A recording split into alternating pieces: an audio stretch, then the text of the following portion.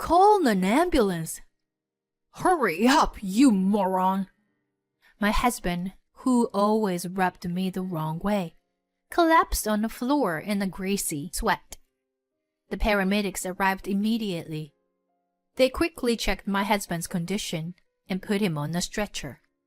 Then they said to me, "Are you his wife, aren't you? Could you come with us to the hospital?" My husband was put on the stretcher and looked at me with clinging eyes. I looked him right in the eye. "No, I will not." I said that firmly, with no hesitation. "What?" My husband's voice came out as if he had lost his mind. "This man is a stranger, so I am not coming." "What?" "Please, take care of the rest." "Wait, Lydia! Wait!" I then confronted my husband with something I had been carrying in my pocket for the past few days.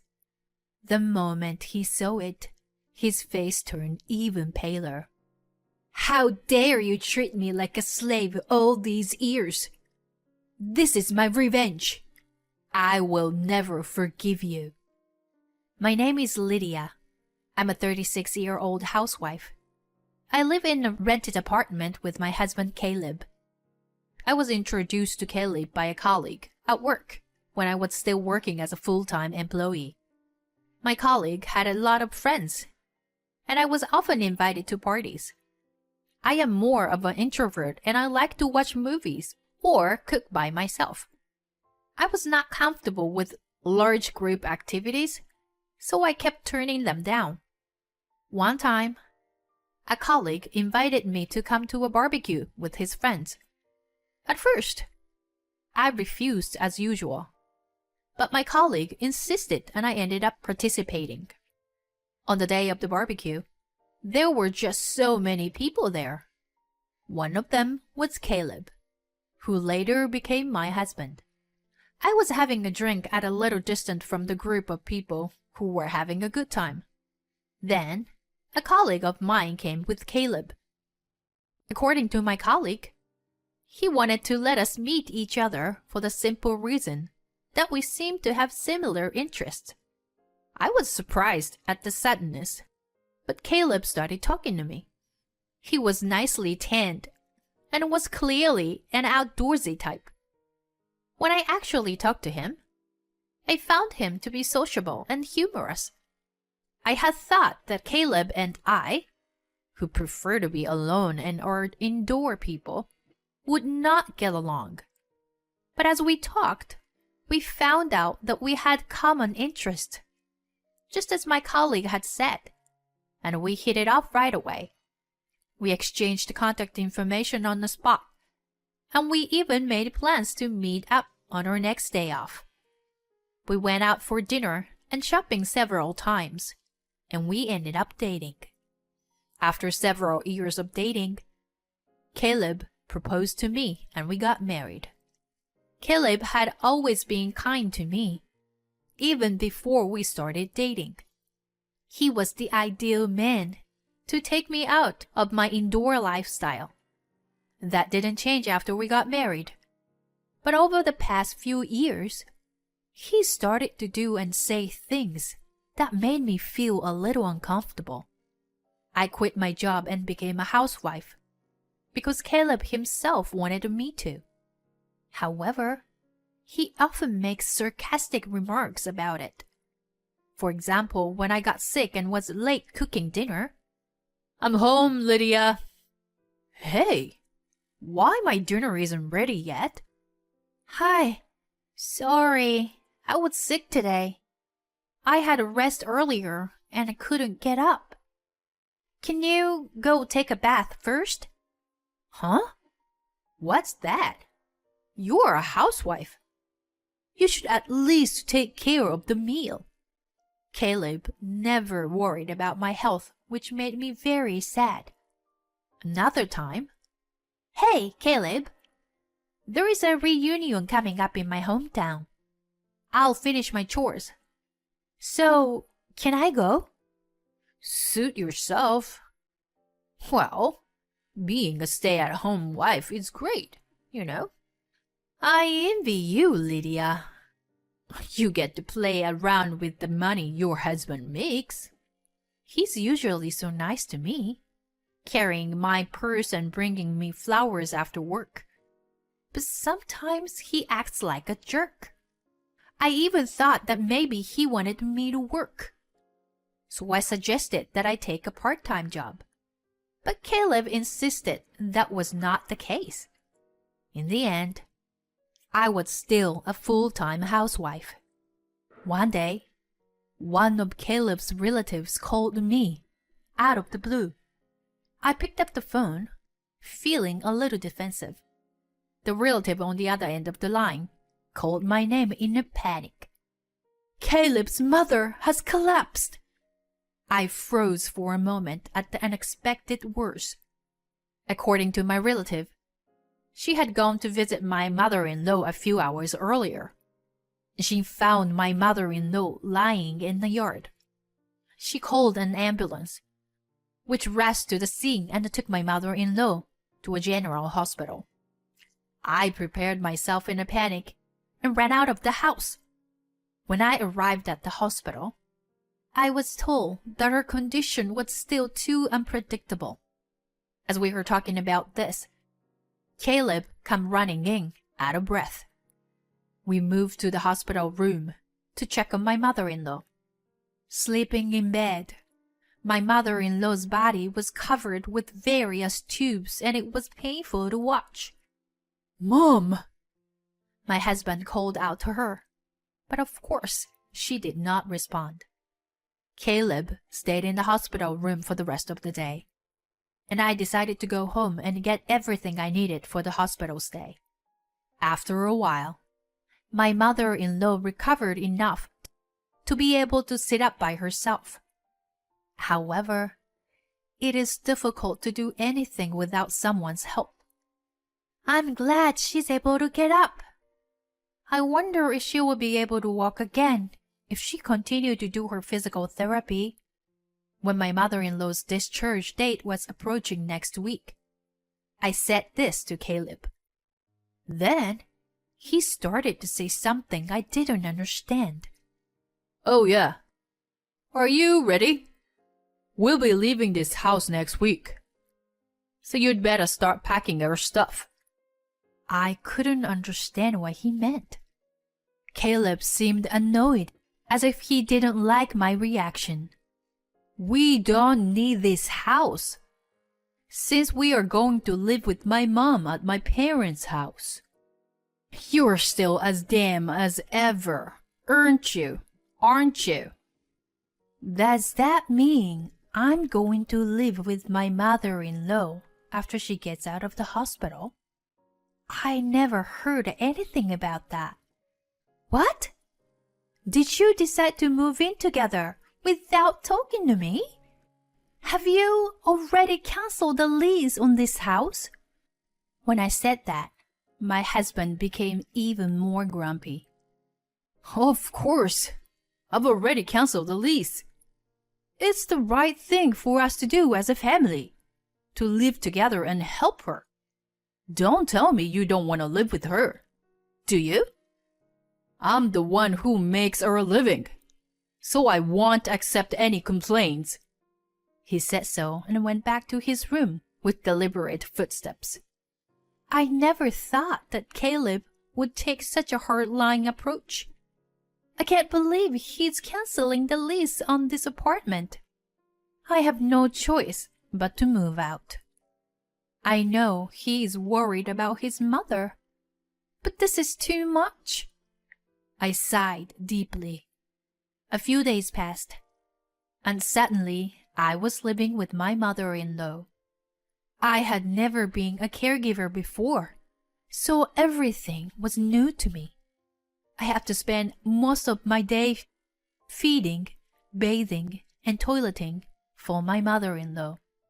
My mother-in-law didn't want me to take care of her, and she hardly communicated with me. Furthermore, when I tried to talk to her, she would hide in bed saying she was in pain.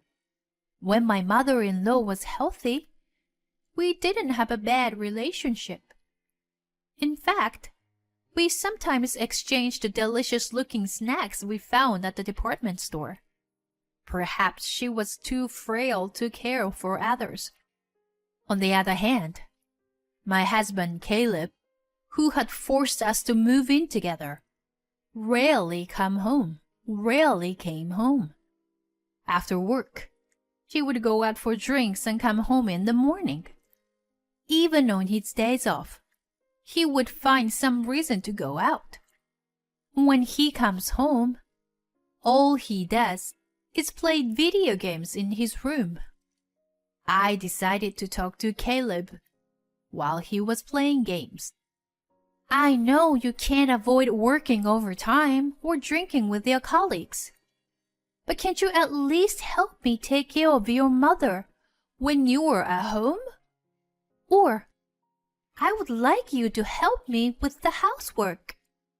I said this, and Caleb replied without looking away from the screen. What are you being so naive? Housework and caregiving are both your jobs. I'm tired from working, you know. Oh, I'm almost out of coffee. Go make me some. And clean this room, okay? And, oh, take these to the dry cleaner. I need them by Wednesday. My husband spoke one-sidedly and threw his work clothes at me. This time, I was annoyed and retorted, That's enough! I've been doing housework and taking care of your mother every day for the past month without a break. Why can't you at least help me a little? Caleb then slams the game controller down on the desk and stands up with a mighty thud. How dare you talk to me like that? Who do you think you owe your livelihood to? If you have a problem with me, then get out. Come on, get your shit together and get out. Well, I feel sorry for my mom. She's going to be left alone without anyone to take care of her. That being said, I couldn't say a word. It's true, I only have a little money saved up, and I can't leave my mother-in-law who can't do anything for herself. I held back, picked up his suit, and left the room. After about 6 months of such a difficult life, my mother-in-law suddenly passed away. I woke up in the morning and went to check on her like I always do. But that day, she was no longer breathing. I called an ambulance and took her to the hospital, but it was too late. Caleb was in tears and sad. I don't know why, but I couldn't cry. I felt cold when I saw Caleb, crying without hesitation. I thought to myself, you didn't do anything to help her. And when I realized that I don't have to take care of her anymore, I felt a sense of relief. I felt guilty for feeling that way. Time passed so quickly. After the wake and funeral, I suddenly realized that 2 weeks had passed since my mother-in-law was gone. It's time to organize her belongings. After my husband left for work, I started cleaning my mother-in-law's room. I put her favorite clothes and accessories into the cardboard boxes, one after another. But there wasn't many, so the work was over soon. Next, I opened the cabinet by my mother-in-law's bedside. There was almost nothing in it, but there was a big can on the bottom shelf. I thought I had seen it somewhere before, and it was a can of assorted sweets I had given her when she was still in good health. I wondered why it was there. I opened the lid of the can. There was a letter inside. When I picked up the envelope, I found the words, Dear Lydia, on it. I hurriedly opened it and looked inside. in trembling letters. There was a message for me. Lydia, I am sorry for making you take care of me. I was ashamed of myself for forcing you to work for me every day. I was also ashamed of my son, Caleb. I know how bad he was to you. Lydia, you should leave him and live your life the way you want. My mother-in-law knew everything. She knew that her son was being selfish and that I was suffering from it. At the end of the letter, she wrote, I am glad that I was able to spend the last days of my life with you, Lydia. Thank you. At that moment, I cried for the first time since my mother-in-law passed away. It was as if everything I had been holding back was flowing out of me. I cried and cried until my tears ran dry. And then I made up my mind. I would divorce my husband. 10 days has passed since I found a letter from my mother-in-law. My husband is still treating me like a slave. Lydia, I'm missing one of my socks. Where is it? Oh, and take my car to the car wash today. You've got nothing to do, right? He's going out with his colleagues for golfing today. I guess he's completely forgotten about it. But today is our wedding anniversary. Well, I don't even care about it anymore. What are you going to do while I'm golfing? You can't just sit around, you know? You have to prepare dinner, clean my room, clean the bathroom. You have a lot to do. His arrogance left me speechless.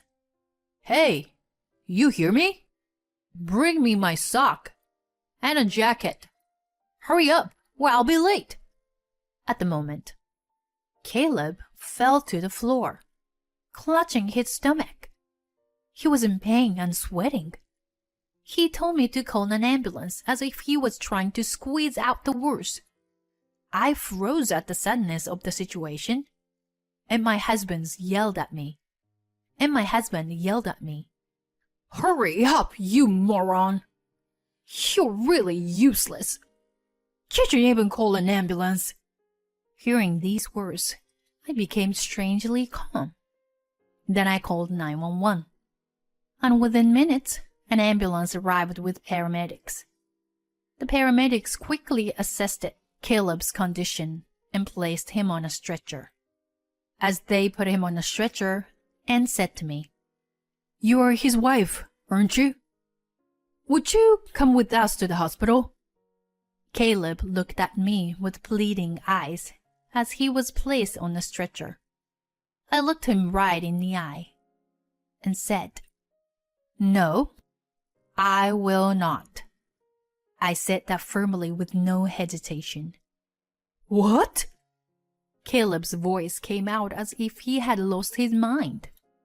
This man is a stranger. So, I am not coming. Please take care of the rest. Then, I confronted Caleb with something I had been carrying in my pocket for the past few days. It was the divorce papers that I was forced to sign when we had a fight a while ago. My husband had always told me that if I disobeyed him, he would serve me with the divorce papers. Caleb tried to snatch the divorce papers from me, but he can't seem to move due to the pain. So he has to lean back on the stretcher without any efforts. Excuse me, but please, leave now. As I said this, the paramedics finally took my husband away. In the ambulance, he must have been looked as a poor husband whose wife has given him a divorce. He should be embarrassed.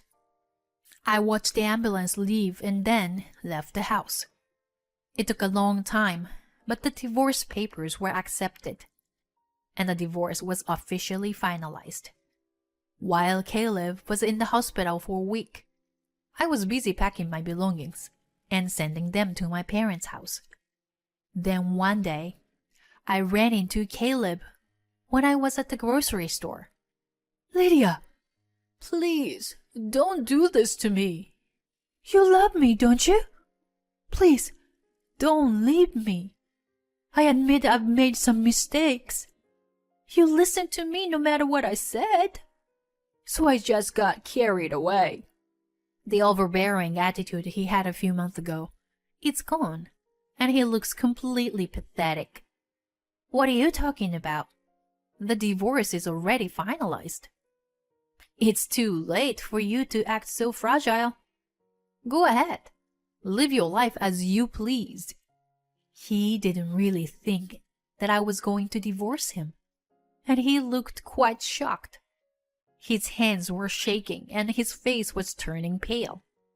"Well, that's that then. Bye." It had been 6 months since Caleb and I had divorced. Caleb had once visited my parents' house. He had been ringing the intercom at my parents' house and calling out my name so loudly that I had no choice but to see him. Sure enough, he wanted me to get back together with him. When I kept quiet, he began to reveal his current lifestyle to me. He can't cook because he has forced me to do all the housework. He eats only TV dinners or eats out. He has gained 10 pounds since the divorce. It's true that he put a lot of fat on his face and stomach that you can see at a glance. In addition, he doesn't seem to understand how to do laundry. The shirts he wears are wrinkled and smell weird, making him look even filthy. "I finally realized how great you have done, Lydia. If I don't do something, the people at the company won't like me." Caleb said so and started sobbing. The cheap tears. In other words, he wants to treat me like a servant again. There is no way I'm going back to that. No, never. If you make any more noise, I'll call the police. I treated him like he was a stranger. Then, Caleb started to be afraid of the words police and left the house crying. I'm sure he wouldn't get involved anymore. I hope so. My ex-husband seemed to be leading a very inconvenient life. On the other hand, I was leading a fairly comfortable life. For a while, I was staying at my parents' house, but now I rent a small apartment and live alone. My standard of living is much lower than when I lived with my ex-husband. But I still like this life, that I can have my own time. I thought it would be difficult to get another job at my age. But a friend of mine happened to have a friend who retired, and I was able to get a job to take her place. I feel so happy to be able to spend time and money only on myself, without anyone telling me what to do. From now on, I want to take care of myself at my own pace. It's the beginning of the new chapter of my life.